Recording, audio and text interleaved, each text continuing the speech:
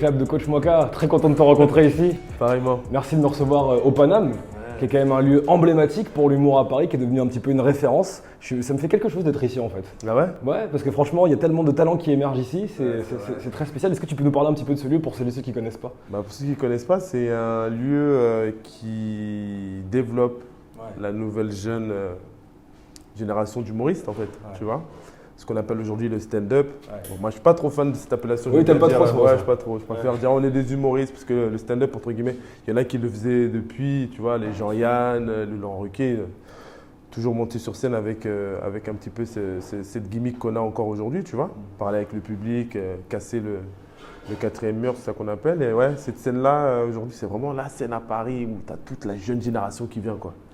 Et je suis vraiment content de faire partie de cette famille parce que c'est une famille. Et c'est le terme que j'allais employer en fait, le terme familial, parce que ça se ressent quand on regarde les extraits, quand on regarde même sur les réseaux sociaux le rapport qu'il y a même entre les humoristes.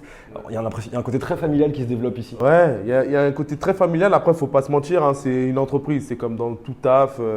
Tu auras des affinités avec certains, d'autres avec moi, tu vois. Mais oui, je pense qu'il y a des personnes avec qui vraiment j'ai vraiment un côté vraiment, on peut dire, vraiment familial, quoi. On arrive bientôt à la fin de l'année 2019. Comment s'est passée cette année pour toi, avant qu'on revienne un petit peu sur ton parcours? Parce que j'ai beaucoup de trucs à dire. C'était une année de fou, c'est une année de fou. Moi déjà, je vis de ma passion. Juste ça, c'est un bonheur. Pour moi, j'ai déjà atteint mon rêve. Juste de pouvoir te dire, tu te lèves le matin pour ce que tu aimes. Parce que moi, j'ai travaillé le vrai travail où tu te lèves à 6 h du matin et tu pars au taf en moonwalk et c'est très chiant, tu vois. Et là, franchement, j'ai la chance de vivre de ma passion. Donc déjà, c'est extraordinaire. Et puis en 2019, voilà, j'ai eu la chance de faire pas mal de scènes. J'ai joué mon spectacle au Palais des Glaces, tu vois, c'est une scène mythique. J'ai rencontré des gens énormes, tu vois, moi je suis fan de foot, je suis parti au parc, tu vois, j'ai vu Nasser, c'est incroyable, tu vois. J'ai eu la chance de parler avec Lilian Thuram, je suis grand fan de ce mec-là. J'ai rencontré c'est fou. Franchement, 2019, une très belle année. Moi, c'est pour ça que je voulais vraiment faire ce one-shot avec Jonathan également, qui est derrière la caméra, qui est assez fan, il faut le dire. Et je comprends pourquoi, c'est parce qu'il y a un côté très polyvalent. On s'intéresse beaucoup aux personnalités qui ont plusieurs arcs dans leur tir, et franchement, tu en fais partie, quoi. Et ce qui est bien, c'est que tu mets également ta passion pour le sport au service de ton humour. Tu vois un petit peu un show comme quelque chose de très sportif. Ouais, moi je pense que c'est pour ça qu'on me dit, je suis un showman. C'est pour ça que j'aime pas trop quand on me dit ouais Jean-Claude t'es un stand-upper. Je me vois comme un showman, quelqu'un qui est là pour faire du spectacle, du divertissement. Voilà. Moi je me sens bien quand je divertis les gens. D'ailleurs je dis tout le temps, pour que je sois heureux, j'ai besoin de rendre les gens heureux. J'ai toujours été quelqu'un qui a été passionné par les gens. J'ai toujours aimé les gens depuis que je suis petit. Et peut-être je pense que c'est ça qui m'a fait défaut parce que j'aimais trop les gens et des fois je le recevais pas, tu vois. Et j'ai l'impression que quand je suis sur scène, ce manque que j'avais, je l'ai aujourd'hui, tu vois. Parce que je donne du plaisir et le fait d'avoir le retour en direct de ces personnes-là, ça me rend heureux, quoi. Ça me plaît. Il me manque les petites lunettes, mais là il y a un côté thérapeutique. Ah oui, non, c'est important. Mais tu sais, moi je me vois comme, je le dis dans mon spectacle, c'est un peu abusé, mais je me vois comme un philosophe, tu vois, comme un… Tu sais, pour moi, la meilleure thérapie du monde, c'est parler. C'est pour ça les psychologues, on dit toujours les psychologues, il faut que j'aie un psychologue. Le psychologue, il t'écoute, tu parles, tu as besoin de parler. Quand tu parles avec quelqu'un, par rapport à une réponse qu'elle va te donner, ça va peut-être te donner une certaine réflexion dans ta vie, tu vois. La personne ne se rend pas compte, mais le mot qu'elle a utilisé ou la phrase, ça a eu un déclic. Donc, le fait de pouvoir, moi, parler aux gens avec des vannes, tout ça, et en essayant de placer certaines de mes opinions, ma vision du monde et tout, je peux peut-être… tu vois, déclencher peut-être un truc, ça se trouve j'ai sauvé des gens, je sais pas. Tout est possible. Ouais. C'est ta passion pour justement les gens qui te fait aller facilement vers l'improvisation. Parce que moi il y a toujours un côté qui me rétracte et je me dis oh là là ils se mettent en danger en permanence, tu peux tomber sur quelque chose de fou. Écoute, quand j'ai commencé à monter sur scène, je me disais tout le temps je ne ferai jamais d'impro parce que je ne me vois pas du tout réagir à une réaction aléatoire de quelqu'un. Et en fait je me suis remarqué que j'arrive à gérer ça et que j'aime ça en fait. Tu vois, me mettre en danger. Je pense aussi que l'expérience a permis de pouvoir gérer ça. Mais ouais, c'est bien parce que on m'a toujours appris que le spectacle vivant, quand tu montes sur scène, tu représentes quelque chose. Tu ne présentes pas, tu représentes. Et représenter, ça veut dire présenter quelque chose de différent.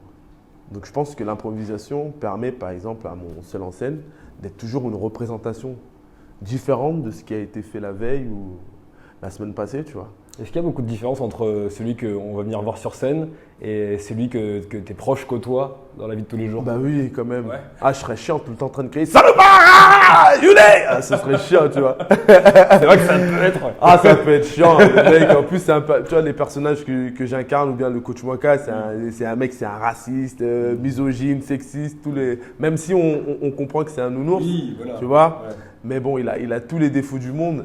J'ai des défauts. Mais non, je ne suis pas le personnage, les personnages qu'on voit sur scène ou sur Internet chez moi, tu vois. Mais je suis quelqu'un qui aime déconner, qui rigole, tu vois, et qui est un bon vivant, quoi. On parlait de déclic tout à l'heure. Moi, j'aimerais savoir à quel moment il vient le déclic. Je sais qu'il y a une prof qui a compté pour toi, parce que toi, tu as grandi avec des parents qui étaient dans la médecine, en fait. Ouais. Donc finalement, assez loin de l'humour et du show. Moi, mes profs m'ont jamais appris à aller vers l'entertainment. Qu'est-ce que c'est que cette histoire? En fait, c'est un prof. C'est un prof. Moi, j'ai fait de la comptabilité au lycée. Par défaut, parce que quand j'étais au collège, j'étais dans le grosso merdo, tu vois, l'élève qui n'était pas bon, mais qui n'était pas mauvais non plus. Ouais, entre les deux. Donc, quand je suis parti voir la conseillère de désorientation, tu vois, vraiment, j'utilise bien le terme désorientation, parce qu'elle ne m'a pas orienté, en fait. Elle m'a désorienté sur quelque chose qui ne m'intéressait pas. C'était à l'époque, tu vois, moi je suis allé au lycée, c'était en 2002 je crois. Et je ne sais pas ce qu'ils disaient à l'éducation nationale, il fallait remplir certaines filières. Et c'était la comptabilité, tu vois. Voilà, ils m'ont envoyé en comptabilité alors que j'avais 4 en mathématiques. Ce genre d'incohérence. Incohérence totale. Et ils m'ont envoyé là-bas, donc j'ai fait de la comptabilité par défaut. J'ai aimé les 2 premières années, mais les 2 dernières c'était compliqué, tu vois. Et au bac, j'avais un prof de français qui nous faisait faire des ateliers pour nos entretiens d'embauche, toi, qui nous mettait dans des situations théâtrales. Déclic. Mais je m'éclatais, quoi. Génial. Et il a vu. Ouais. Il a vu que je m'éclatais. Ouais. Il a capté la passion chez toi, il a vu tes yeux qui brillaient. Et je pense qu'il s'est vu parce que lui aussi voulait faire de la comédie. Et il m'a dit, Jean-Claude, je sais que tu n'aimes pas la compta. Et dans la vie, il faut s'épanouir. Et ça, c'est une phrase que je dis tout le temps. Jusqu'à aujourd'hui, c'est Monsieur Virenque, si tu regardes ça, je te dis, épanouissez-vous, les amis. Il faut s'épanouir. Et il est au courant, ce prof? Je sais pas. Il faudrait que je le retrouve sur Facebook. Il arrive à retrouver Monsieur Virenque. Rien à voir avec le cycliste. La polyvalence, tout est possible. Grave. Ouais. Et du coup, ouais, il m'a dit, Jean-Claude, moi, je voulais faire du théâtre. J'ai pas osé. Je suis rentré dans ce que la société nous a appris, tu vois, la sécurité.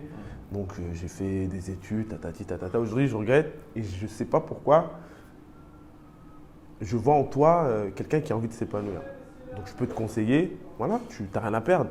Et ton bac, tu t'inscris en faculté théâtre et tout, et tu vois où est-ce que ça va t'amener. Et je l'ai fait, et aujourd'hui, je suis là devant toi, quoi. Tu as eu des modèles justement pour affiner ta personnalité, parce que tu as une personnalité vraiment sur scène, et on sait qu'il y a énormément de monde, donc j'imagine que c'est très difficile de pouvoir se créer ses personnages, se créer son propre style, se dire que là, on est en train de voir Mwaka et pas quelqu'un d'autre. Ouais, mon père. Ouais. En fait, aujourd'hui, tu vois, franchement, j'ai dû découvrir ça cette année, mais quand je monte sur scène ou quand je fais mes personnages, c'est mon père, quoi. Surtout le coach Mwaka, c'est mon père, parce que mon père était fan de foot. Ouais. Et je sais que les week-ends, je restais à la maison pour le voir regarder un match. Je regardais même pas le match, je regardais les réactions de mon père. C'est énorme. Et en fait, le coach Mwaka, c'est mon père. Et après, bon, on a tous des inspirations. Je vais pas dire des modèles, mais c'est vrai que quand j'étais jeune, après, je m'en souviens avoir vu le flic de Beverly Hills. J'avais vu The Mask au cinéma et Eddie Murphy et Jim Carrey m'ont vraiment dit…